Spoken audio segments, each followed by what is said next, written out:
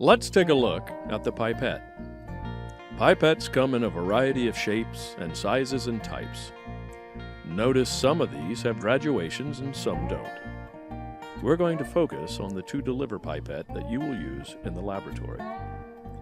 You might think that pipettes look like straws, and indeed, they were used as such, and at one time, pipetting by mouth was not uncommon. However, we don't do so anymore. Wendy is going to help us demonstrate the proper use of the pipette. The first step in using a pipette is to make sure it's properly conditioned. By conditioning, we mean rinsed with the solution that you will be measuring.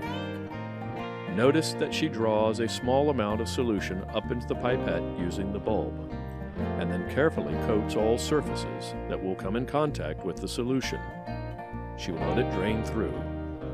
Because this is a rinsing, she will purge the tip by blowing a burst of air through the pipette with the pipette bulb. This is only done when conditioning the pipette. Keep a beaker handy to collect your rinsings.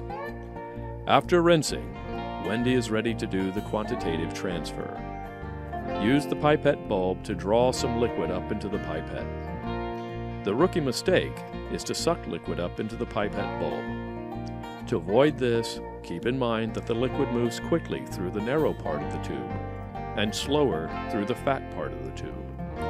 At the top of the fat part, be ready to slow down because liquid is going to travel very quickly in the narrow portion of the tube. Draw enough of the liquid to come above the calibration mark. Once above the calibration mark, you can carefully bring the pipette to eye level and release with your finger to let out liquid into the rinse container until the bottom of the meniscus sits right on the calibration mark. At this point, you've measured whatever the value is on the pipette to 2 decimal places. Your precision is to the hundredths place, or whatever is stated on the pipette.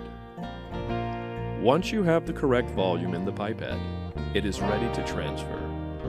Place the end of the pipette into the glassware, which will receive your solution.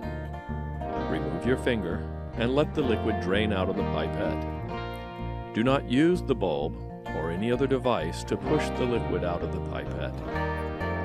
You may notice a small droplet on the end of your pipette when it's finished draining. Just touch the end to the side of the flask. There still remain a small bit of liquid in the tip of the pipette, but that is okay because this is a to-deliver pipette. Notice at the end of the pipette it says TD, and that means to deliver. Another happy chemistry student. Thanks, Wendy. Oh, and one more thing.